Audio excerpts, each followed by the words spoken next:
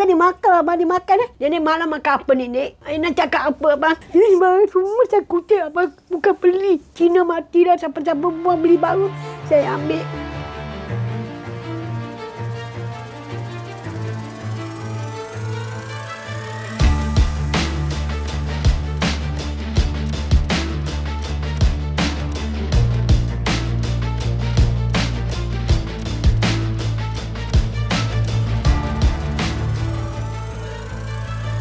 Selamat menonton ya guys.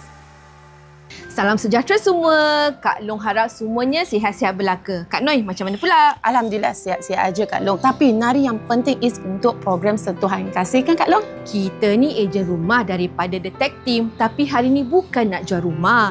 Kita nak menyelam pengalaman Puan dan cucunya yang kurang berkemampuan. Tujuan kami daripada Detect Team adalah untuk mengajak masyarakat beri keprihatinan. Kita bersama Abang Puaka dan Kak Lala. Mari. Terima kasih Kak Long dan Kak Noi kerana memperkenalkan projek Sentuhan Kasih yang dibawa oleh Detect Team dan disokong oleh Nur Isat. Tapi hari ini bukan kami berdua saja. Kita ada tetamu khas iaitu Rizal Noor. Apa khabar Rizal?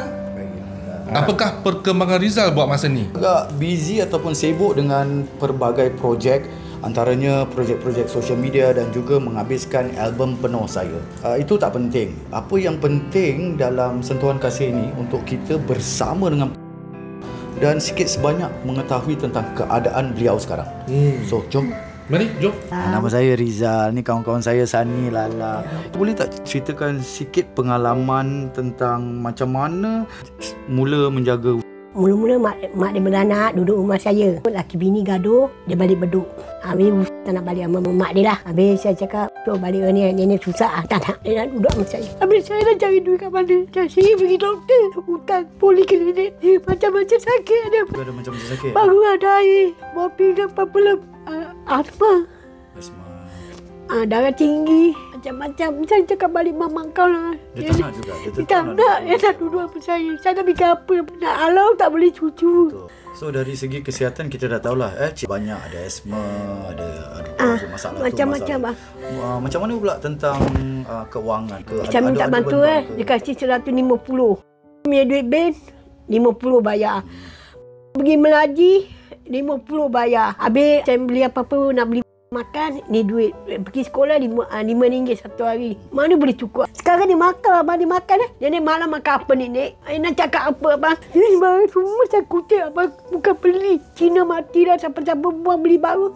Saya ambil. Boleh tak Cik kalau kongsikan macam mana daily rutin? Okey, Alhamdulillah lah. Makan dia nak. Kan saya masak kari kicap, kuah kicap 2 hari. Kan saya masak dal 2 hari. Barang makan bukan murah. Kalau dekat sekolah, pelajaran dia macam mana? Boleh lah belajar, boleh lah. Kasih masuk tuition, 200 tuition. Datang rumah belajar. Duit tak ada ke? Macam mana saya nak bayar? Saya sendiri susah. Ini 3 bulan dapat duit gama 900. Api air, sewa. Saya bayar. Balance sikit baru beli barang pasar. Semalam saya beli barang. Roti prata, bawang, cili merah. Saya beli kat sikit-sikit barang. So kalau macam hari biasa, lepas sekolah selalu dia akan pergi ke Melaji. So apa Cik punya harapan? Siapa saya ada hidup, suruh selamat. Saya dah tutup mata, pandang-pandang. Itulah, kami pun sini doakan yang terbaik lah buat Cik Sentiasa dilindungi lah dari Allah SWT. Perubatan macam mana dengan Cik? Obat-obat semua nak kena bayar bang. Tak ada duit. Kerana appointment panggil saya tak pergi. Tak bayar surat datang. Ada hutang.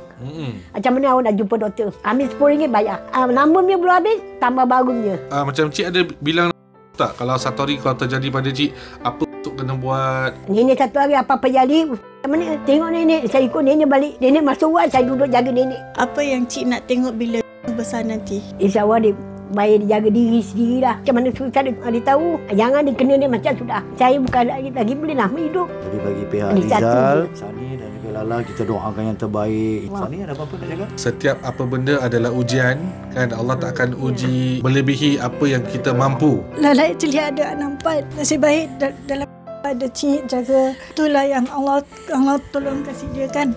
So alhamdulillah Cik. InsyaAllah kita tag team, kita cubalah macam mana kita boleh bantu. InsyaAllah kita akan tolong bantu jugalah. Ya, ibu bapa tolong jaga budak-budak, tengok-tengokkan budak-budak. But at the same time, so kita pun tak boleh lupakan jasa diorang. Diorang pun growing old. Kita pun kena betul-betul jaga diorang lah. So ni macam reflect back untuk for myself lah. Sungguh terkesan sangat sedih.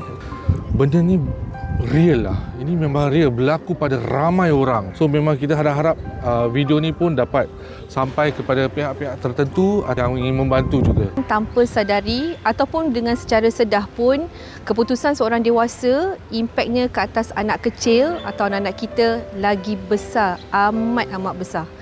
Bila sebelum buat keputusan, yang penting buatlah istikharah. Sebab kita kena fikir impak yang ada ke atas anak-anak kita. Daripada cerita Puan Lala rasa macam nak balik rumah terus peluk anak-anak Lala. Saya sangat kagum dengan ketabahan Puan. Kalau kita rasa kita susah, ada orang lebih susah daripada kita. Dan banyak pelajaran dan take away yang saya memperolehi daripada episod inilah. Kami sekarang berada di Nur Insan dan bersama seorang pegawai daripada Nur Insan, Encik Izzuan, untuk bertanya apakah bantuan yang diberikan kepada keluarga itu. Kami bertanya jika ada bantuan-bantuan yang beliau terima selain daripada bantuan-bantuan khusus. Ada juga agensi-agensi yang membantu tetapi tidak cukup untuk menampung kehidupan beliau. Tiap bulan pembelanjaan beliau menjangkau melebihi $500. Bantuan yang kami hulur groceries lah. Lepas itu dari segi zakat. Selepas beberapa bulan kami terpanggil untuk memperbaiki rumah beliau, kumpulkan dana untuk membelikan perabot baru dan juga perkakas-perkakas baru lah untuk beliau. Boleh tak Cik Izzuan berkongsi dengan kami apakah yang disediakan oleh Nur Insan? Seperti ramai yang sedia maklum, kami adalah sebuah madrasah percuma mingguan dan selain daripada itu, kami juga ada menganjurkan kelas-kelas fardu ain untuk umur-umur yang berbeza dan juga kelas-kelas pembelajaran Al-Quran. Ada juga courses yang kami lakukan waktu a certain period of time in the year lah, membantu anak-anak madrasah kita yang memerlukan. Alhamdulillah sekarang ini Madrasah Nur Insan mempunyai 800 lebih pelajar mingguan di Gilang, Yishun dan juga Bukit Batok. Dalam lingkungan 800 ini, 200 pelajar adalah di mana kami membantu mereka dari segi buku madrasah mereka, bantuan sepanjang tahun lah, seperti groceries, Ramadan Charity Ride, Kurban Charity Ride, agihan fidyah pada tiap 3 bulan. Bagaimana kami dapat membiayai program-program ini adalah melalui sokongan-sokongan daripada masyarakat kita, daripada bayaran fidyah, zakat harta, wakaf ilmu dan juga derma-derma bulanan yang kami anjurkan. Kami amat mengalu-alukan sokongan masyarakat untuk kami dapat teruskan perjuangan ini untuk membantu masyarakat Islam kita di Singapura. Sila lungsuri laman www.nurinsan.sg untuk maklumat lanjut. Teruskan menonton Sentuhan Kasih yang dibawakan oleh Tag Team setiap minggu kerana saya ada hadiah untuk anda semua sekiranya anda dapat menjawab soalan yang diberikan. Soalannya ialah,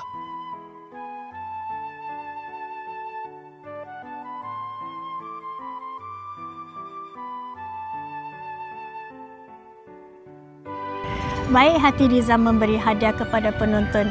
Diharapkan apa yang dipaparkan hari ini dapat memberi manfaat dan iktibar kepada semua.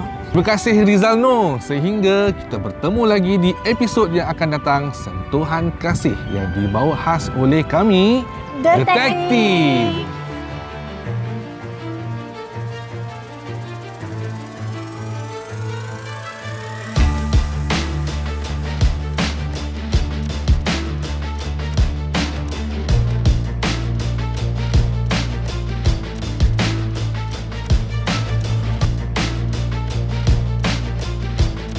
Terima kasih kerana menonton ya guys.